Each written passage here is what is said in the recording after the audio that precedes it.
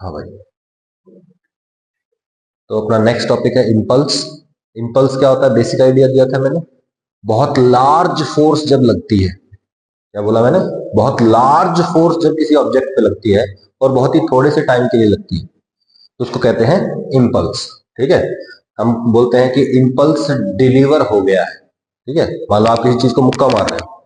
ठीक है, मान लो एक छोटी सी बॉल है, आपने उसको मुक्का मारा है, तो क्या हुआ है असल में, इम्पल्स डिलीवर है। बहुत लार्ज फोर्स लगाई आपने और बहुत ही थोड़े से टाइम के लिए लगाई, है ना। आप क्रिकेट खेल रहे हैं, बॉल आई, आपने बहुत जोर से मारा उसको, तो बॉल जो है बैट के कांटेक्ट में कितनी देर थी, बहुत थोड़ी सी देर के लिए थी। और जो फोर्स डिलीवर हुई है वो क्या हुई है, बहुत लार्ज फोर्स डिलीवर, है ना। तो जब large force act on an object for a very small time, then we say impulse is delivered. Okay, अपने को देखो, F is equal to dp by d t होता है ना। dt को इधर मल्टीप्लाई करो, F D T is equal to dp. क्या बोला मैंने, फोर्स इंटू छोटा सा टाइम इज इक्वल टू छोटा सा चेंज इन मोमेंटम। सही बात है, बोलो इंटीग्रेट करते हैं तो क्या आता है, फोर्स टाइम का एरिया। ये क्या होता है बोलो भाई, फोर्स टाइम ग्राफ का area is equal to change in momentum. Force into time is equal to change in momentum. सही है, तो अगर आपके पास लार्ज फोर्स हो और बहुत थोड़े टाइम के लिए लगे तो हम क्या बोलेंगे, इंपल्स डिलीवर हुआ है। और F delta t is equal to delta p, है ना, फोर्स टाइम का area is equal to change in momentum. तो ये देखो, ये जो चेंज इन मोमेंटम हुआ है ड्यू टू लार्ज फोर्स, इसी चेंज इन मोमेंटम हमको हम कह देते हैं इंपल्स। तो इंपल्स को रिप्रेजेंट करते हैं कैपिटल जे से। किससे रिप्रेजेंट करते हैं बोलो, कैपिटल जे से। और ये होता है चेंज इन मोमेंटम के बराबर डेल्टा पी वेक्टर आएगा ऑब्वियसली। सही है, और delta P is equal to integral F D t. क्या आएगा बोलो, इंटीग्रल एफ डी टी। ठीक है, for delta p to be finite force has to be very large. देखो भाई, ये टाइम क्या है, बहुत ही छोटा है। बोलो अगर टाइम बहुत ही छोटा है तो फोर्स को क्या होना पड़ेगा, बहुत बड़ा होना पड़ेगा, तभी तो ये जो चीज है ये क्या होगी, फाइनाइट होगी।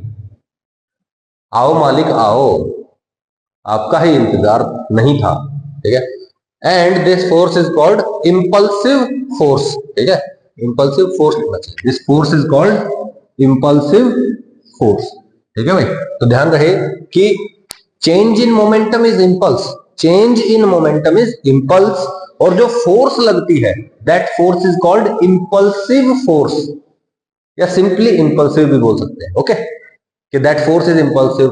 ठीक है, आप जब किसी फुटबॉल को लात मारते हो तो किस तरह की फोर्स है वो, इंपल्सिव फोर्स है, मतलब वेरी लार्ज फोर्स है but acts for a very small time. और उसका इफेक्ट क्या होता है बोलो, उसका इफेक्ट क्या होता है, चेंज इन मोमेंटम। हिलना नहीं है यहाँ पे। ओके, बोलो चेंज इन मोमेंटम होता है और उसी को हम बोल देते हैं इंपल्स। क्या बोल देते हैं उसको, इंपल्स। ठीक है, delta P is equal to F D t का इंटीग्रेशन, बोलो ये स्मॉल है तो ये वेरी लार्ज होगा, तभी ये चीज क्या बन पाएगी, फाइनाइट बन पाएगी। कोई दिक्कत है, force is very large and it is impulsive. ठीक है, इंपल्सिव फोर्स बोले तो कांस्टेंट फोर्स नहीं होती है, this force is not constant. ठीक है, ये झटके की तरह लगती है। सही है, जैसे आप जाके किसी को धक्का मारो तो कैसा लगता है, ऐसा लगता है ना एकदम बहुत जोर का झटका लग गया है ना, उस झटके को ही बोलते हैं जर्क। ठीक है, तो ये जो वेरी लार्ज फोर्स है, इंपल्सिव फोर्स है, acting for very small time है, इसको कभी कभी क्या कह देते हैं, जर्क भी कह देते हैं। ठीक है ना, जैसे बहुत जोर से एकदम गाड़ी में ब्रेक लगते हैं तो क्या होता है, एकदम से झटका लगता है ना, तो वो फोर्स क्या है, बेसिकली इंपल्सिव फोर्स उसको भी कह सकते हैं, या जर्क भी उसको कह सकते हैं। कोई दिक्कत है इसमें, बोलो भाई चले आगे।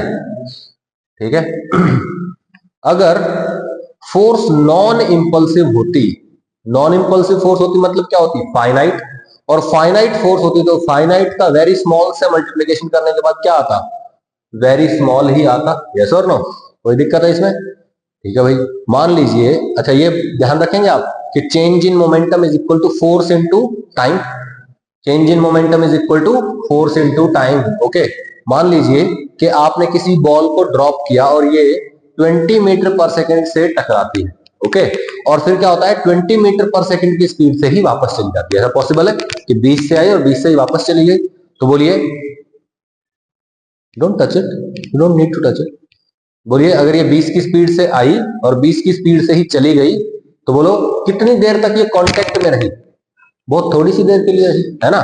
तो ग्राउंड के साथ इसका कांटेक्ट है बहुत ही छोटा, और इसका चेंज इन मोमेंटम फाइनाइट है। तो बोलो फोर्स कैसी लगी होगी, वेरी लार्ज फोर्स लगी होगी, यस और नो। आप इमेजिन करिए आपके हाथ पे डंडा लगता है, तो वो जो डंडा होता है कितनी देर आपके हाथ के कांटेक्ट में रहता है, बहुत थोड़ी सी देर के लिए रहता है, लेकिन उसका दर्द बहुत ज्यादा होता है, because that delivers impulsive force.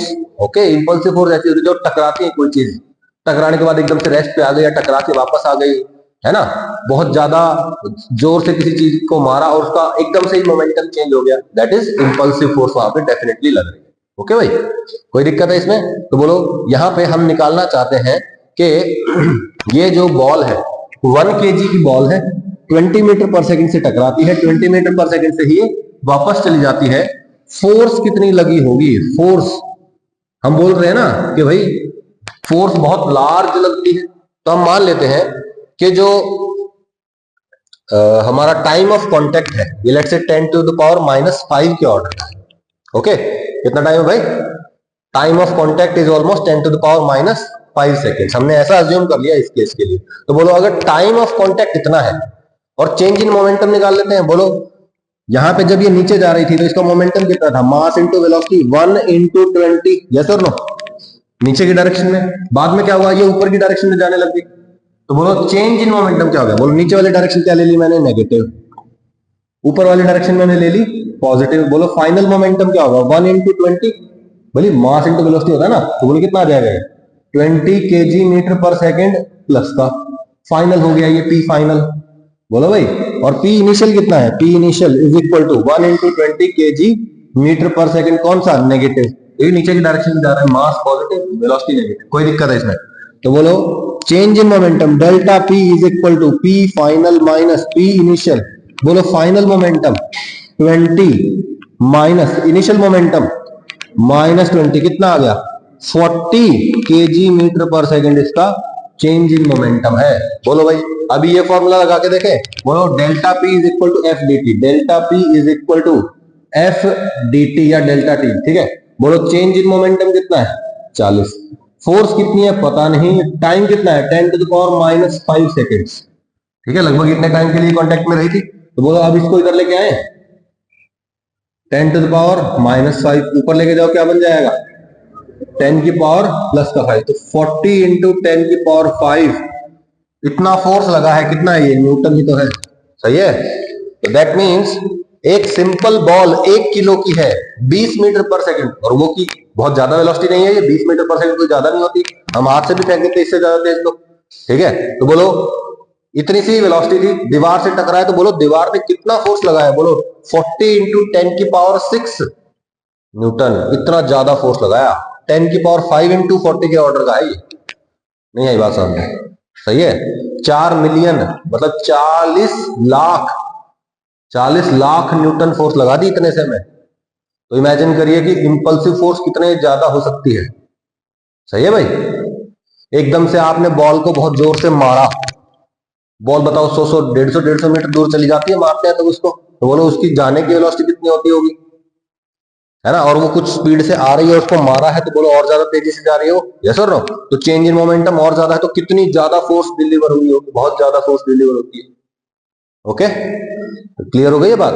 जो इंपल्सिव फोर्स होती है, बोलो भाई, और ये कौन सी वैल्यू आई है? एवरेज वैल्यू आती है, ठीक है। एवरेज वैल्यू ऑफ फोर्स जो डिलीवर हुई है दैट इज 40 इंटू 10 की पावर 5 न्यूटन, ठीक है। T1 से T2 के बीच में वेरी हाई फोर्स एक्ट करती है, कोई प्रॉब्लम नहीं इसमें। चलें आगे भाई, पक्का? कोई दिक्कत नहीं है ना? पक्का? तो आप मुझे बताइए इंपल्सिव फोर्स कौन सी होती है? जो जिसका मैग्नीट्यूड क्या हो? बहुत ज्यादा, और वो कितने टाइम के लिए लगे?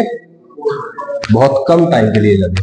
और बोलिए इंपल्सिव फोर्स का आउटपुट क्या होता है, मतलब नेट इफेक्ट क्या होता है? चेंज इन मोमेंटम, वो मोमेंटम को चेंज कर सकता है ना। मान लिया आप किसी चीज को ऐसे मार दिया आपने, ठीक है, आपने फुटबॉल को लात मार दिया ऐसे करके, तो बोलो आपने तो फोर्स लगाया वेरी लार्ज, बहुत कम टाइम के लिए, इफेक्ट क्या हुआ? Change in momentum of the ball, है ना, बॉल का मोमेंटम चेंज हो गया, उसकी वेलोसिटी चेंज हो गई। ओके, ठीक है। अब ये कुछ पॉइंट्स है। Friction force is non impulsive. Okay भाई, क्या बोला मैंने? Friction force is non impulsive. जैसे कि क्या होता है, frictional force is equal to mu s into N. अब एन फाइनाइट होता है तो बोलो फ्रिक्शनल फोर्स भी क्या होती है, फाइनाइट। और अगर फ्रिक्शनल फोर्स फाइनाइट है तो बोलो ये इंपल्सिव नहीं हो सकती। इंपल्सिव फोर्स कौन सी होती है, जिसका मैग्नीट्यूड वेरी लार्ज होता है। ठीक है भाई। mg and spring force are also non impulsive. Imagine करिए कि स्प्रिंग है, मैंने किसी चीज ऐसे स्प्रिंग पे ऐसे मार दिया तो क्या होगा, वो पहले धीरे धीरे दबेगा, फिर वो रुकेगा, फिर वो वापस भेजेगा। बोलो धीरे धीरे धीरे धीरे धीरे धीरे चेंज हुआ ना उसकी डायमेंशन में। दैट मीन्स वो एकदम से फोर्स उसने नहीं लगाया। जो रिजिड बॉडीज होती है, ठोस जो चीजें होती हैं, they are good for applying impulsive forces. जो सॉफ्ट चीजें होती हैं, they are not good for applying impulsive force. ठीक है। अच्छा, mg कभी इंपल्सिव हो सकता है क्या? बोलो मास फाइनाइट होता है, g फाइनाइट होता है, तो बोलो mg भी क्या रहेगा, फाइनाइट। वेरी लार्ज नहीं हुआ, दैट मीन्स इंपल्सिव नहीं है। ठीक है। टेंशन एंड नॉर्मल, ठीक है, नॉर्मल रिएक्शन। ठीक है। टेंशन और normal reaction they are case dependent. ये डिपेंड करता है, दे मे और मे नॉट बी इंपल्सिव। क्या बोला मैंने, के टेंशन और नॉर्मल रिएक्शन वो केस के ऊपर डिपेंड करता है कि भाई हो सकता है वो इंपल्सिव हो सकता है वो इंपल्सिव ना हो। मतलब बेसिकली हो सकता है, कब हो सकता है, मान लीजिए कि एक ऑब्जेक्ट रखा हुआ है, ठीक है, आपने ऊपर से उसके मुक्का मार दिया, है ना, तो उस ऑब्जेक्ट और ग्राउंड के बीच में जो नॉर्मल रिएक्शन थी वो क्या थी, इंक्रीज हो गई ना, शार्पली इंक्रीज हो गई, तो वो क्या हो गया, बेसिकली इंपल्सिव फोर्स हो सकता है। मान लीजिए टेंशन की बात करते हैं, यहां पे एक दीवार है, यहाँ पे एक ढीली सी रस्सी है और ये एक ब्लॉक है। ठीक है। मैंने क्या किया, इस ब्लॉक को कुछ वेलोसिटी दे दी, सही है। ये रस्सी पहले ढीली है, ये ब्लॉक आगे चला जाएगा, लेकिन जब ये रस्सी टाइट हो जाएगी तो एकदम से झटका लगेगा ना इसको। बोलो भाई, तो बोलो वो झटका किसके कारण लगा है, टेंशन के कारण, और झटका लगा है मतलब दैट इज इंपल्सिव फोर्स। तो tension can be impulsive, it depends on the case. ठीक है। Normally tension is not impulsive, लेकिन किसी चीज का झटका लगता है ऐसे, then it is impulsive force. ठीक है। और इंपल्सिव फोर्स है, that mean change in momentum होगा, यानी कि इंपल्स डिलीवर होगा। ओके, तो ध्यान में आ जाएंगे बात सारी की सारी कि भैया कौन सी चीजें जो है इंपल्सिव फोर्स डिलीवर कर सकती हैं। क्लियर है भाई? ठीक है। Collisions and explosions are impulsive in nature. मान लिया कोई चीज किसी से टकराती है, दो बॉल आपस में टकराती है, कोई किसी दीवार से टकरा रहा है, तो वो क्या होगा, इंपल्सिव फोर्स वहां पे होंगी। ठीक है, इंपल्स होता है उधर। ठीक है। और एक्सप्लोजन में क्या होता है, कोई चीज ऐसे ब्लास्ट हो जाती है ना, तो उसमें भी क्या होगा, बोलो इंपल्सिव फोर्स होगी। कोई भी दिक्कत है इसमें? बिल्कुल क्लियर है, ठंड तो नहीं लग रही है? चलो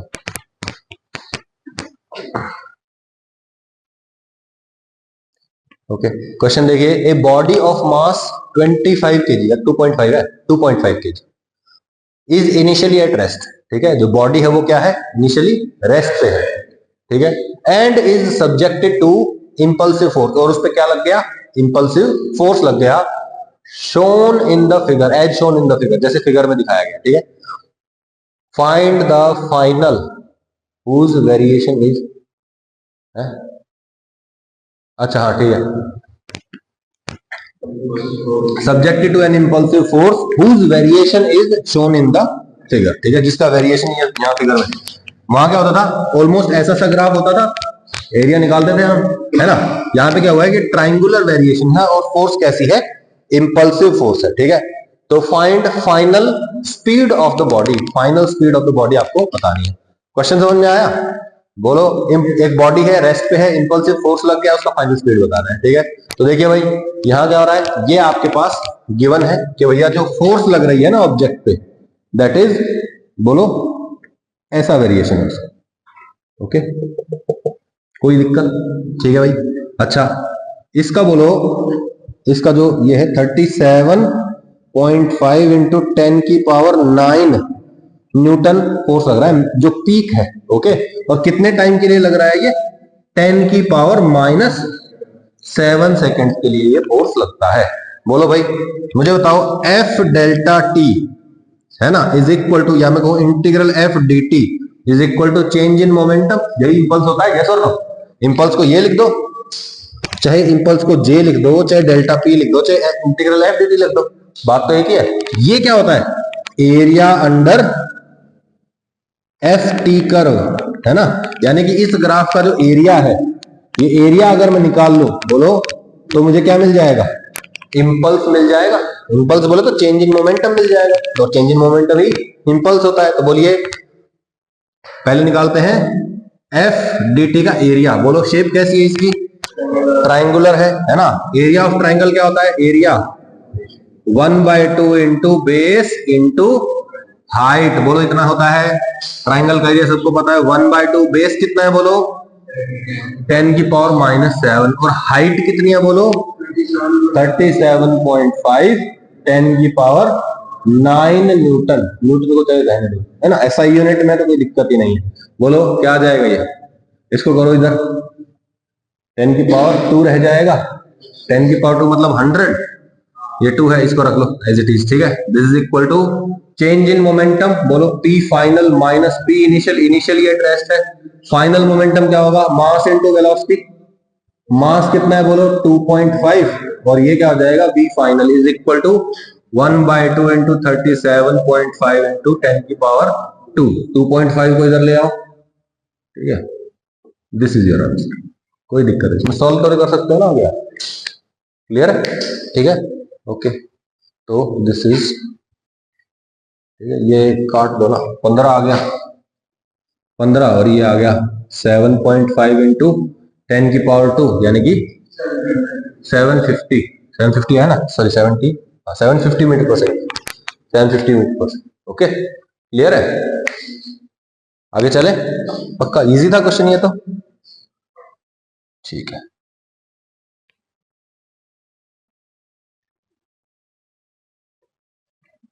ओके यहां देखते हैं हमारे पास एक एम, मिटा देता हूं, सॉरी सॉरी सॉरी।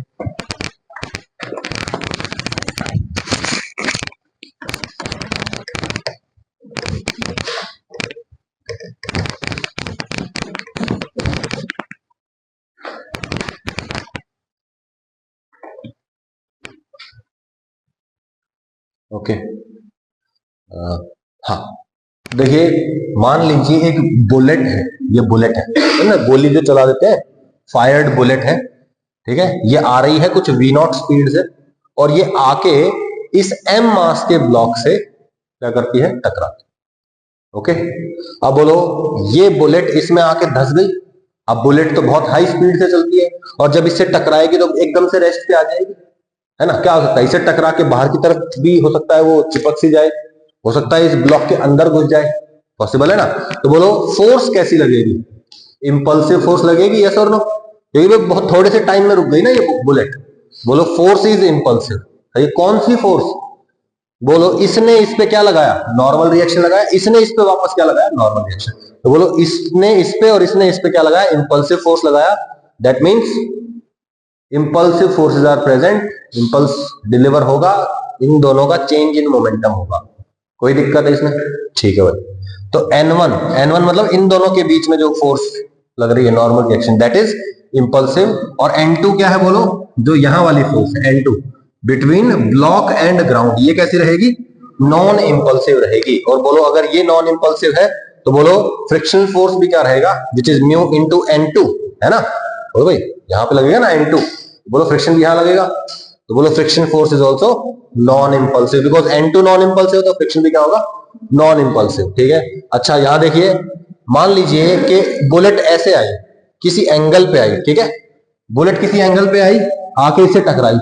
अब बताओ जो N1 होगा, मतलब ब्लॉक और बुलेट के बीच का नॉर्मल रिएक्शन, ये क्या होगा, इंपल्सिव होगा, है ना। और बोलो इसने इसको नीचे धकाने की कोशिश की, इसका एक कंपोनेंट इधर आएगा, बोलो वो इस ब्लॉक को नीचे धकाने की कोशिश करेगा और ग्राउंड इसको ऊपर धकाने की कोशिश करेगी। बोलो तो ब्लॉक और ग्राउंड के बीच में भी क्या हो जाएगा आपकी बात, इंपल्सिव फोर्स आ जाएगा। तो बोलिए N1 is impulsive, N2 is impulsive and friction force वो क्या होता है, म्यू इंटू एन।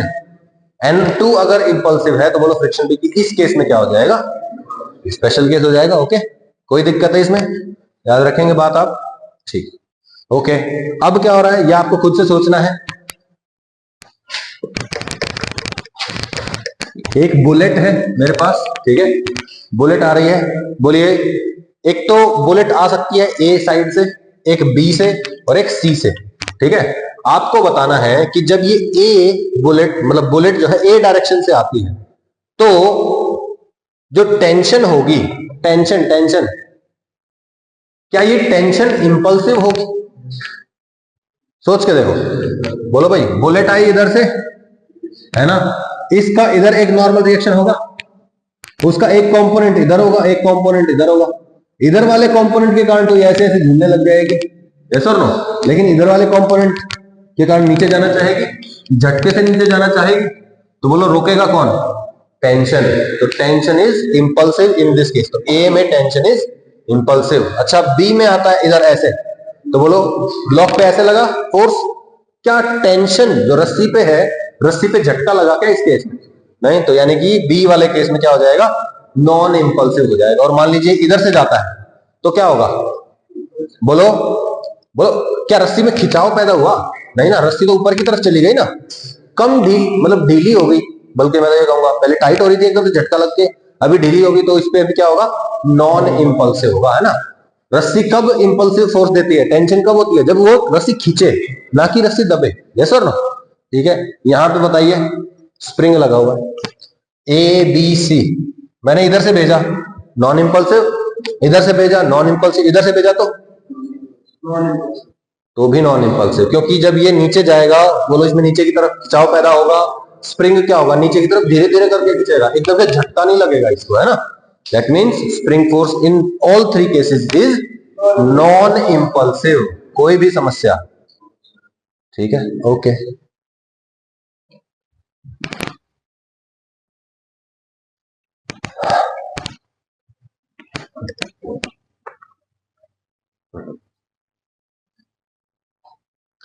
ओके, अभी क्या हो रहा है?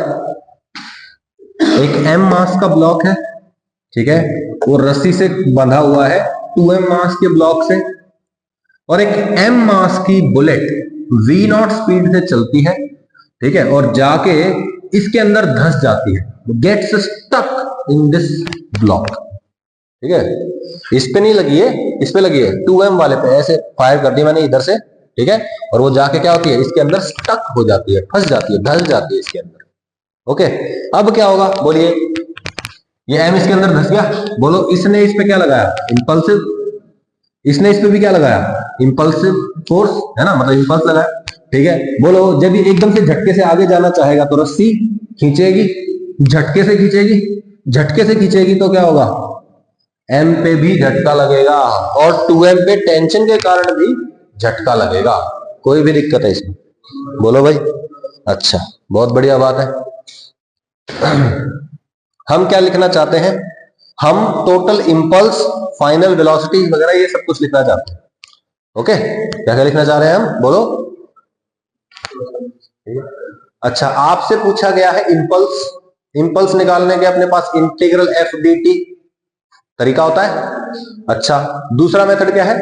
चेंज इन मोमेंटम, बस उसका चेंज इन मोमेंटम निकाल लो, और अगर आपने उसका चेंज इन मोमेंटम निकाल लिया, दैट मीन्स आपने उसके ऊपर लगने वाला इंपल्स निकाल लिया। ध्यान से देखिए, m, 2m और m ये v0 वेलोसिटी से चल रही है, ठीक है। जब ये v0 से ऑलरेडी चल रही है, मैं फायर कर चुका हूं, करने के बाद का मोमेंट ले लो, और जब ये बुलेट इसके अंदर धंस चुकी होगी, झटका लग चुका होगा और ये कांस्टेंट वेलोसिटी चलने लग गए होंगे, वो एक इंसिडेंट ले लो, सही है।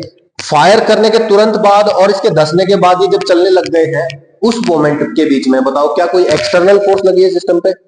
क्या इस डायरेक्शन में कोई एक्सटर्नल एजेंट है क्या? नहीं। क्या कोई नॉन कंजर्वेटिव फोर्स कुछ भी है? दैट मीन्स मोमेंटम क्या रहेगा? कांस्टेंट रहेगा। एक्सटर्नल फोर्स जीरो, तो momentum is equal to constant. तो बोलो इनिशियल मोमेंटम, बोलो zero, initial momentum zero, final भी जीरो। अरे ये बुलेट चल रही है ना, तो इनिशियल मोमेंटम जीरो कैसे हो गया?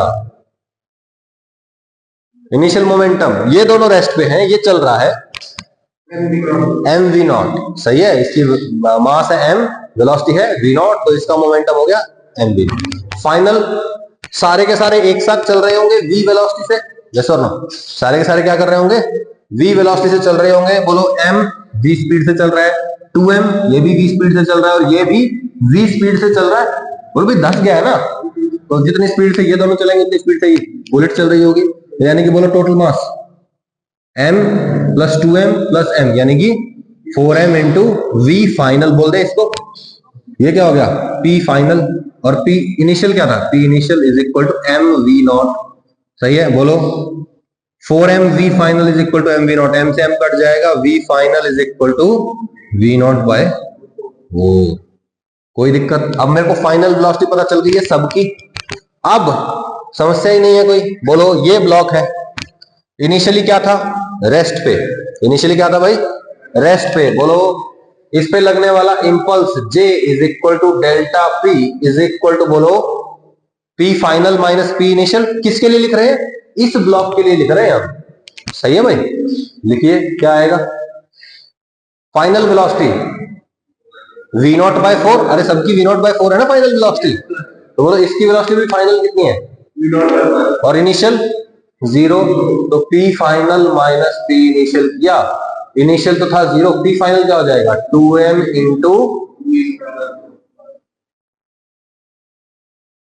आ गया भाई। तो ये क्या आ गया, फर्स्ट ब्लॉक पे बोलिए क्या आ गया, इंपल्स आ गया। ठीक है, ओके ठीक है, इसका नाम है ब्लॉक बी, इसका नाम है ब्लॉक ए। ओके, तो ब्लॉक बी के लिए बताइए इंपल्स किसके बराबर आ गया, 2mv के बराबर। कोई दिक्कत है, आया ना, हाँ 2m into V, V final है, वी फाइनल बाद में निकालते हैं। ठीक है, अच्छा बहुत बढ़िया, ये तो डायरेक्ट तरीका हो गया, ये जो मैं बता रहा हूँ ये डायरेक्ट तरीका है। ये हो गया जे बी, अच्छा जे ए निकालना है, बोलो क्या आएगा, बोलो final momentum minus initial momentum, initially rest पे था, फाइनल क्या है v फाइनल, वेलोसिटी कितनी है फाइनल उसकी, v final which is v naught by 4, बोलो pf माइनस pi, इनिशियली था रेस्ट पे, बोलो कितना आ गया m vf यानी कि v नॉट बाय 4 आ गया ये भी। अब बुलेट के लिए, फॉर बुलेट देखिए क्या आएगा, बोलो j bullet is equal to p final minus p initial. बोलिए p फाइनल क्या है, m इंटू वी फाइनल है ना भाई, फाइनल वेलोसिटी v नॉट है, मतलब v नॉट बाय 4 है, m v naught by 4 minus initial minus 3m v naught by 4। ये माइनस का साइन क्या बता रहा है और इधर प्लस का साइन क्या बता रहा है, पॉजिटिव डायरेक्शन में लगा है या नेगेटिव डायरेक्शन में लगा है। Change in momentum is impulse, और change in momentum is a vector quantity, so impulse is also a vector quantity, उसकी भी पर्टिकुलर मैग्नीट्यूड और डायरेक्शन होगा। दैट मींस बोलो इसके ऊपर इंपल्स कैसा आया, पॉजिटिव, यानी कि आगे की तरफ झटका लगा है। इसके लिए इंपल्स कैसा आया, पॉजिटिव, क्योंकि इस पे आगे की तरफ झटका लगा है। इसके लिए कैसा आया, नेगेटिव, क्योंकि इसके ऊपर ओवरऑल झटका कहां लगा है, पीछे की तरफ लगा है। कोई भी समस्या, कोई दिक्कत, डायरेक्ट मेथड तो यही है। ठीक है, दूसरी चीज हम क्या कर सकते हैं, दूसरा जो मेथड जो यहां लिखा हुआ है वो क्या मेथड है, देखिए किस किस चीज का इंपल्स लग रहा है पहले पता करो। देखो ये बुलेट इसके अंदर धस जाएगी, कौन सी फोर्स लगेगी, नॉर्मल रिएक्शन, यस और नो, कौन सी फोर्स लगेगी जतिन, नॉर्मल रिएक्शन यहां पे लगेगी। उसका इंपल्स कैसे लिखूंगा, इंटीग्रल एन डी टी लिख दो। बोलो भाई एफ फोर्स होती थी तो उसका इंपल्स कैसे लिखते थे, इंटीग्रल एफ डी टी तो लिखते थे। बोलो इस पे लगा है नॉर्मल रिएक्शन आगे, तो इसके ऊपर इंपल्स क्या लिखूंगा, इंटीग्रल एन डी टी। कोई दिक्कत, और बोलो इस पे लगा है नेगेटिव डायरेक्शन में है ना, तो इस पे क्या लिखूंगा, minus integral N D T. कोई दिक्कत, अच्छा अब बताओ जब ये आगे जाने लगा था झटका से, तो बोलो इसके ऊपर टेंशन भी लगी थी झटके से, किधर की तरफ, पीछे की तरफ, minus integral T D T बोल दिया इसको, बोलो minus integral T D T, पीछे की तरफ लगा है, और टी टेंशन थी। बोलो इसके लिए क्या होगा, बोलो टेंशन फोर्स है, tension is the impulsive force, बोलो तो उसका impulse integral T D T, इसके लिए हो गया। कोई दिक्कत, और impulse is equal to change in momentum. ठीक है भाई, तो मैंने क्या किया, पहले ब्लॉक ए के लिए लिखा, बोलो impulse is equal to change in momentum for block A. Impulse, impulse कितना है, integral T D T, integral T D T is equal to M V final minus initial था 0। ब्लॉक बी के लिए लिखिए, बोलिए क्या आएगा, बोलो इसके ऊपर दो इंपल्स लग रहे हैं, एक तो बुलेट ने आगे धकाने की कोशिश की और टेंशन ने पीछे धकाने की कोशिश की, तो बोलो positive NDT minus integral TDT, है ना, आगे का इंपल्स और ये पीछे का impulse is equal to final momentum minus initial momentum. Bullet के लिए बोलिए सिर्फ और सिर्फ एक मोमेंट वो लगता है इंपल्स, कौन सा, पीछे की डायरेक्शन में, minus NDT impulse is equal to final velocity MV minus MV naught. कोई दिक्कत है इसमें? तो बोलिए अगर मैं इन सबको ऐड कर दूं, तो ऐड कर रहा हूं अभी, देखो क्या होगा, बोलो integral T D T plus ये टर्म आएगी तो ये तो कट जाएगा। अच्छा फिर इसको और इसको ऐड किया, क्या आएगा, एनडीटी और एनडीटी भी कट जाएगा, क्या बचेगा, MV plus 2mv plus MV minus MV naught is equal to 0। ध्यान से देखो क्या आया, बोलो mv plus 2mv 3mv plus mv 4mv minus mv naught is equal to 0। इसको इधर ले जाओ, क्या आ गया, initial momentum equal to final momentum. Net तो वही रहा ना, चाहे भले ही इंपल्सिव फोर्स लगती हो, impulsive forces will be considered internal forces for the system. क्या बोला मैंने, इंपल्सिव फोर्स भले ही लग रही हो, they will be considered as internal forces for the system, and उसकी वजह से कंजर्वेशन मोमेंटम पे कोई फर्क नहीं पड़ता। ओके, तो भले ही यहाँ पे क्या हो रहा है, एक उसके अंदर धस रही है ना। अब देखो यहाँ पे एनर्जी का लॉस हुआ, यस बिल्कुल हुआ। बोलो ये जा रही थी इधर, ये जा रही थी इधर, इसके अंदर धस गई ना, एनर्जी का लॉस हुआ। बोलो जब ये इससे टकराई होगी, इसके अंदर धस गई होगी, तो मुझे ये बताओ क्या एनर्जी का हीट की फॉर्म में भी लॉस हुआ होगा? हीट भी तो, अरे हीट अप हो जाते हैं भाई चीजें। अरे जब चीजें टकराती है तो हीट अप नहीं होती हैं क्या? होती है भाई। तो जब टकराती हैं चीजें तो क्या होता है, हीट अप होती हैं, और उसकी वजह से एनर्जी लॉस होता है। जब कोई चीज टकराती है तो साउंड भी प्रोड्यूस होती है, कहां से आती है?